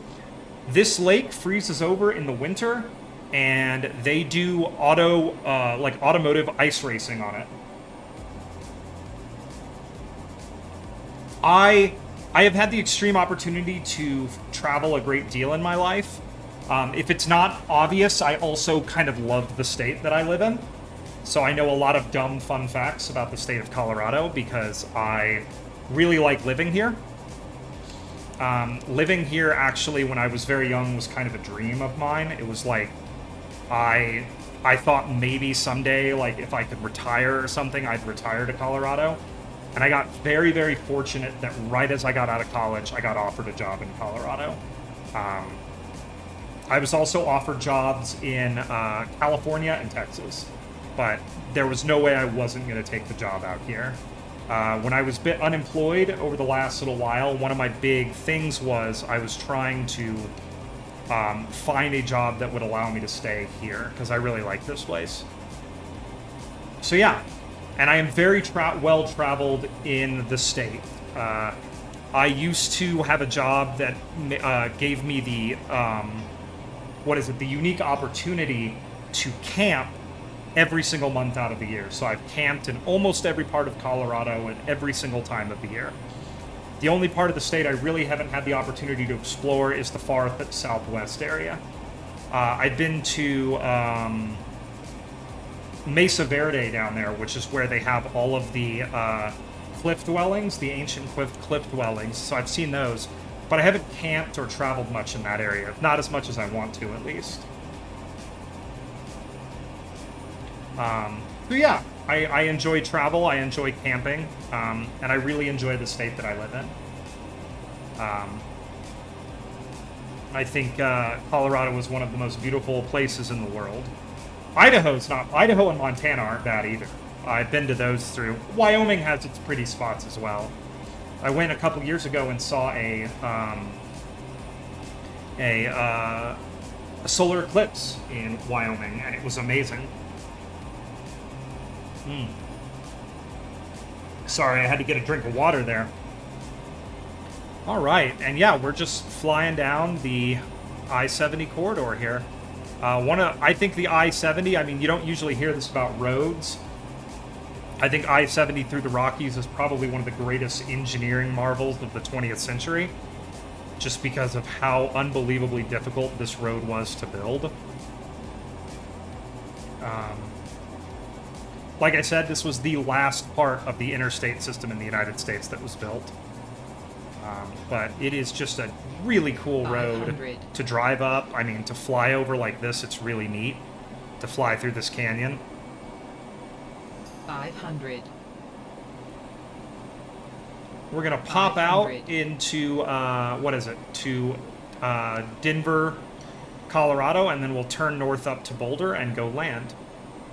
We're a little off course right now, but, you know, whatever. We're flying VFR. We don't have to have a flight plan. We can just do what we want. All right, everybody. This right here is Idaho Springs. Like I said, we're going to fly over Bojo's, which is a really, really, really nice pizza joint, but it is very expensive. So say hi to Idaho Springs, everybody. There's actually off to the right, I don't know if this game will render it, there's a really, really pretty waterfall that freezes over every year and looks like amazing.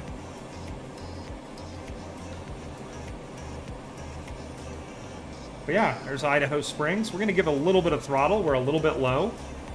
And we'll just gain a little bit of altitude here. If you're noticing, there's not a lot of airports right now because there is hardly any flat ground in any of these cities to build airports. You can have literally neighbors, houses that are right next to each other that are literally 30 feet apart in altitude. Okay.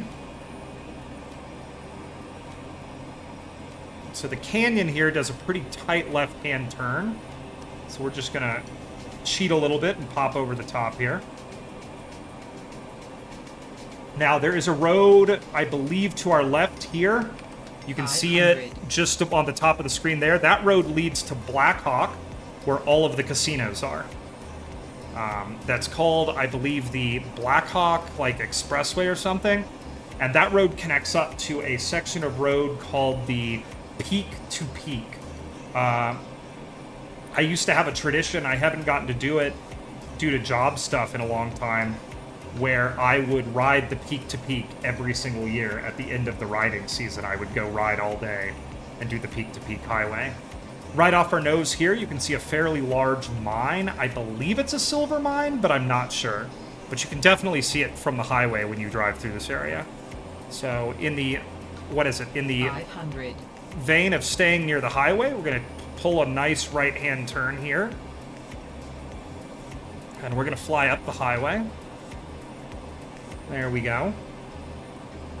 This section of highway is crazy because it feels like you're on a roller coaster. 500. It's really, really steep. And you just like, you come over the top if you're heading west, and it feels like you're going almost straight down. 500. Of course, we have plenty of power in our aircraft here, so we are unconcerned about the steepness of it.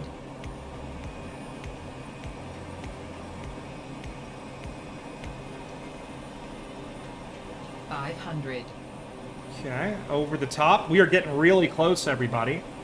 I wish I could have pointed out I wish this game, it's probably not rendering it because it's a little bit small. I really wanted to point out the runaway 18-wheeler runoffs because I've never gotten to see one used, but I was riding my motorcycle up here one time and I saw the dust settling. Like a truck's brakes had overheated and it was a runaway truck, and it hit one of the runaway truck ramps. And I got there just as the dust was settling. But apparently it's a pretty remarkable thing to see.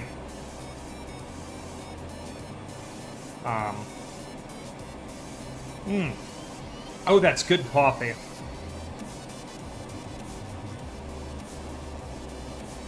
All right, here we go. And you can see now that we're past the mountains where the weather was, it's going to be a beautiful day out on the Front Range to fly.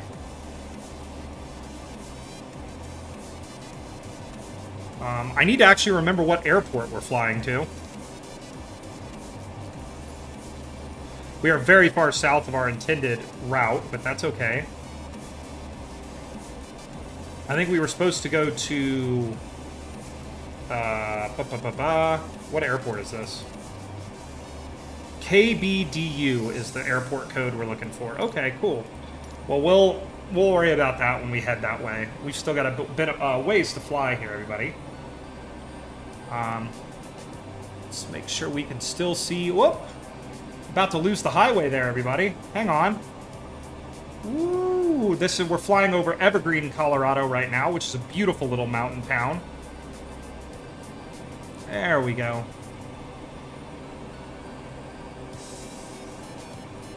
$500. There we go. And we're just going to keep following the highway down. And then we'll turn north towards the towards Boulder.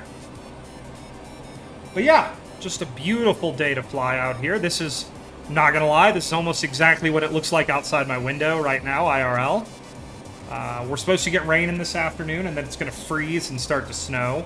So it's gonna be pretty, we're gonna potentially have a white Christmas, because I think it's supposed to snow all day tomorrow, which is gonna be really neat. I didn't grow up in a place where it snows a lot, so it's kind of one of those things, like, for me, the magic of fresh snow is still kind of like a, you know, it's still kind of a miracle for me whenever it snows. It seems so cool and interesting. All right, we're pretty leveled out here. Let's take a look at our fuel, because I have not been looking.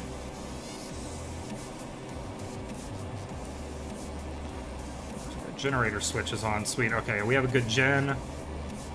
Where's our fuel at? Oh, we're looking fine. We're made in the shade, folks. We got tons of fuel. We could do this trip 2 or 3 times on the fuel load we have. Okay.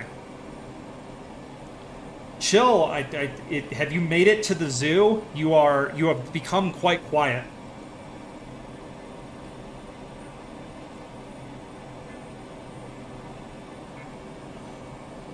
All right, everybody. This is the beautiful part of the world that I get to live in.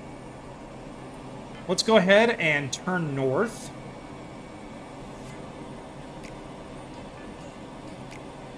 And we're gonna head up to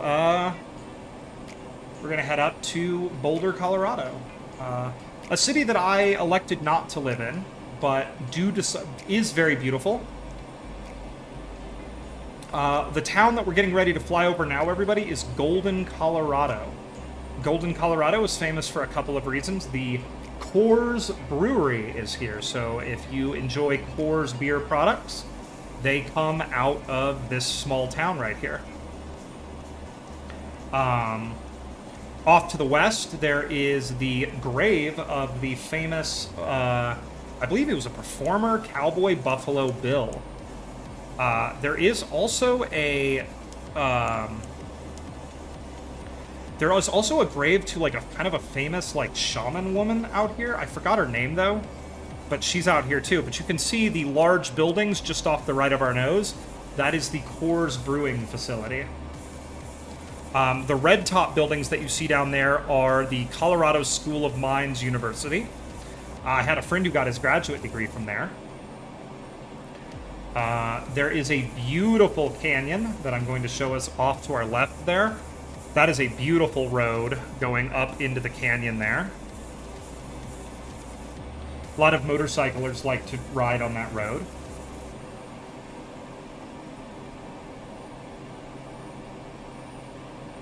Okay, Totes, yeah, definitely send them to me. And yeah, it was great talking to you. Have a great day at the zoo with the fam. You know? Thanks for popping by and listening to me talk about Colorado and be all boring for a while. Oh, crap, we're gonna fly. Are we gonna fly? No, we're not gonna fly over Red Rocks. Red Rocks is to the south. Never mind. I got really excited for a second, everybody, because Red Rocks is super pretty. All right, let's actually start trying to figure out where the heck we're going. Okay, we're heading basically straight north. Let's go ahead and tune our ATC out to that. Nearest airport, Lynch. Okay. Boom. Let's tune Boulder traffic.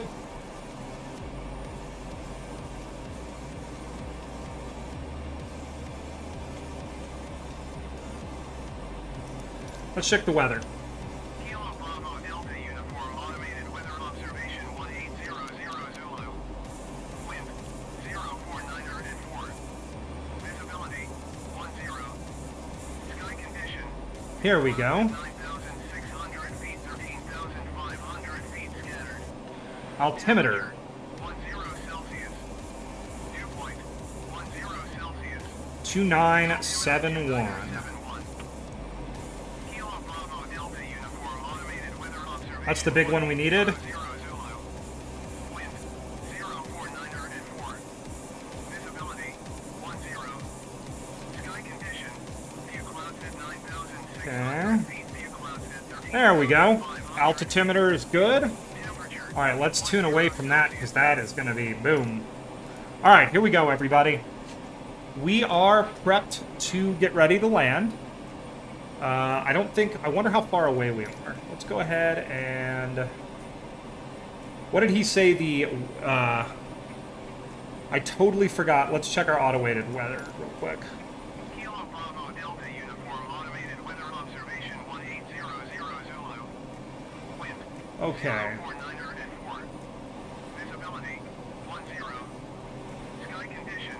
Few clouds at 9,600 feet. Few clouds at 13,500 feet.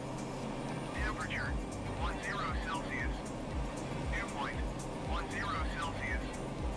Altimeter 2971. I need to get my wind. Bravo Delta Uniform Automated Wind Weather 048 at 4. 048 at 4. 048 at 4. Visibility 10. Sky condition. So 048 at 4.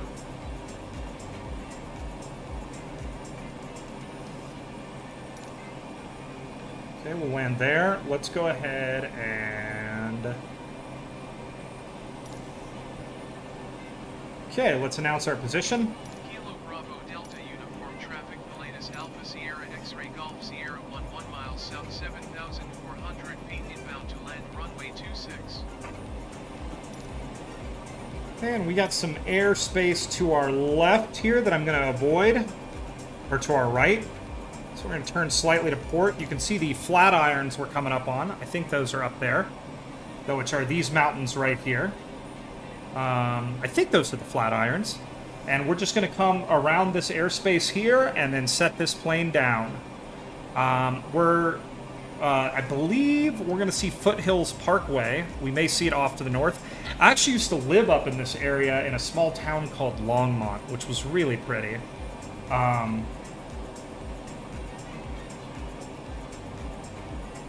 I'm going to come around here.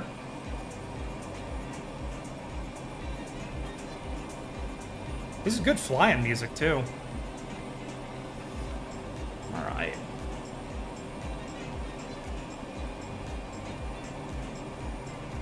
All right. Man, I love flying this plane. This is literally probably one of my favorite planes in the world to fly in this game. It's so much fun. It's just so easy to fly, and it's got big windows so you can see everything out of it. Okay. Let's go ahead and get locked in on our VFR map. I want to come out to the east slightly, and then we'll turn to the west and set up a landing. Now, the nice thing about this thing is I tend to be a little bit high sometimes when I go to land. And the nice thing about this thing is it does not matter. It does not care if you are high. You can just aim this thing at the ground, pick the flaps all the way down, throw it into beta flight mode, and just basically fall out of the sky. Okay.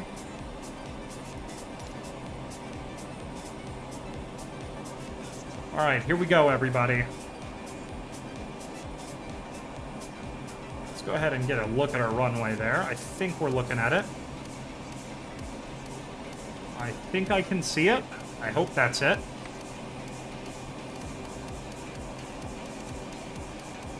Okay, our avionics certainly do see it. There's a lake right in front of it. I can see that lake over there. Okay, here we go. So, we're going to start dropping our speed down just a little bit.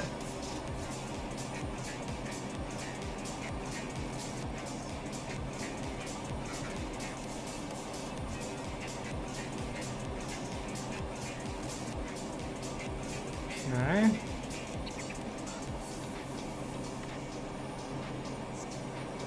It is runway 26, so when we get out here to the east a bit, we'll turn and we'll line up to it.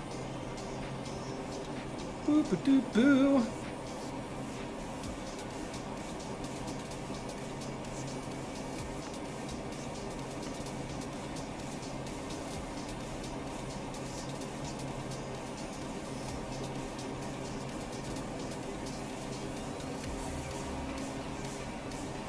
Yeah, now we're just out over well, not necessarily farmland. These are basically suburbs around the city of Boulder, but there still are quite a few farms actually out there. See the old power plant out the window there.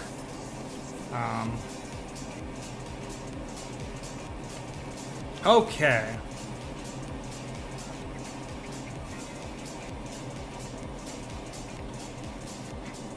We're going to go ahead and throttle down now and bring the nose down a bit.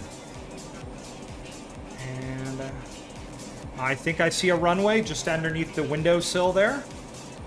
So we're just gonna power a little bit more forward and then we'll start turning. All right, let's go see if we can catch our runway. So we're gently gonna start turning onto final here. We'll do a little bit of a long final. I'm not hearing a lot of traffic. The pattern does not appear to be full. So we'll just come around here. Whoop, sorry about that. A little bit of vomit inducing.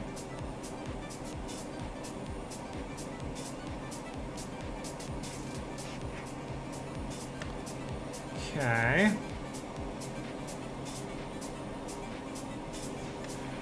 Let's go ahead and get our landing lights down and turn them on.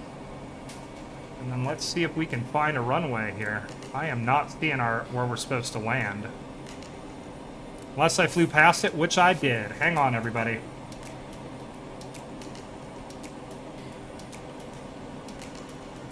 Now it's time to show you all why the Pilatus PC-12 is freaking awesome.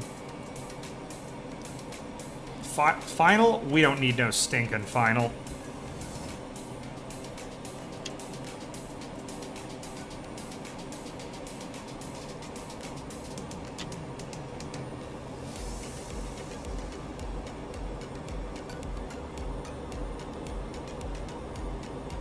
There we go. Nice! Here we are. 500. Okay, here we go, everybody.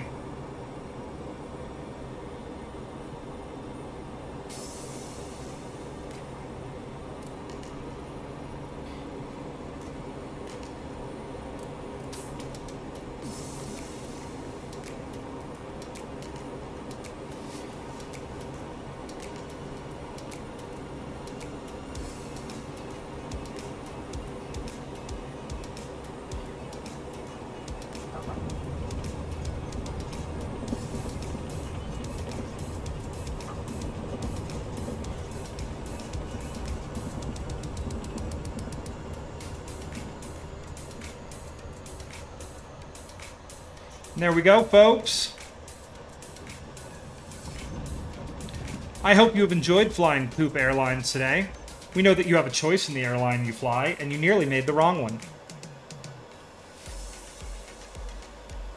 Alright, let's go ahead and find some parking. Moment. As in, that was an amazing moment because I'm a super good pilot, or as in, that was the moment your life flashed before your eyes because I'm a terrible pilot.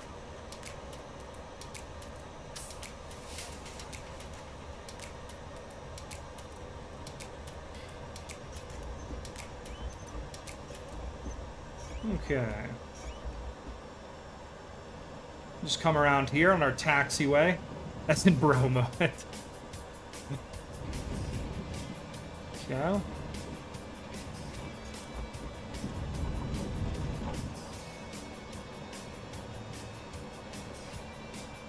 Alright, here we go.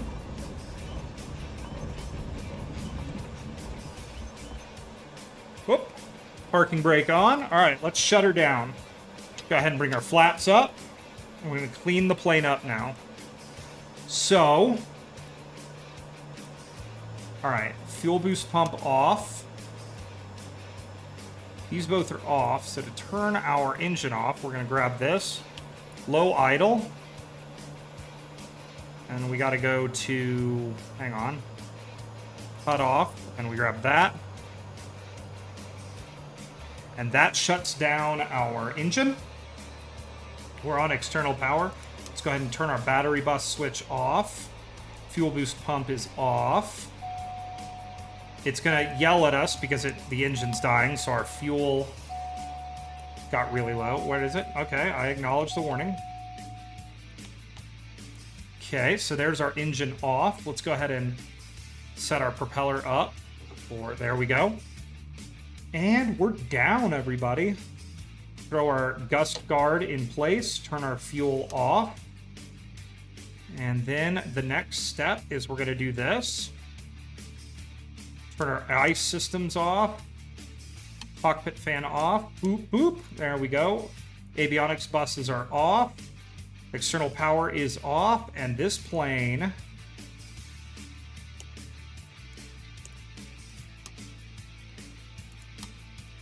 And that's that, everybody. Almost exactly 2 hours. It's almost like I planned it that way, but I did not. I'm pretty pleased about this. Yeah, I think we had a lot of fun today. I got to share some fun facts about Colorado. I got to learn about where hockey masks came from. We got a quick update as to when we're going to hear about the awesome freshwater tank that Spud's making. That's always cool. I think this was a fun stream, everybody. I'm happy for everybody who stopped by. Thank you for coming and watching me fly around Colorado for a while. It's definitely something I like doing. I think tomorrow we're going to play a little more Kerbal, and then I haven't put it officially on the schedule yet because I'm just feeling out my Christmas Day schedule. But I think Christmas Day I had been talking about playing. We have a request to play some SCP Secret Lab. So I think we might play SCP Secret Lab Christmas Day for just like an hour, hour and a half. If you guys are bored or whatever on Christmas Day, pop by. Anyways, yeah, and then we have another game recommendation that was, what is it? Airplane Mode, which I'm gonna go check out, and we'll get it done. So anyways, thanks everybody for watching. Blah, blah, blah, YouTube, blah, blah, blah, Instagram, blah, blah, blah. Go check me out there, blah, blah, blah. Take care, Spud. I will catch everybody tomorrow for some regularly scheduled Kerbal action.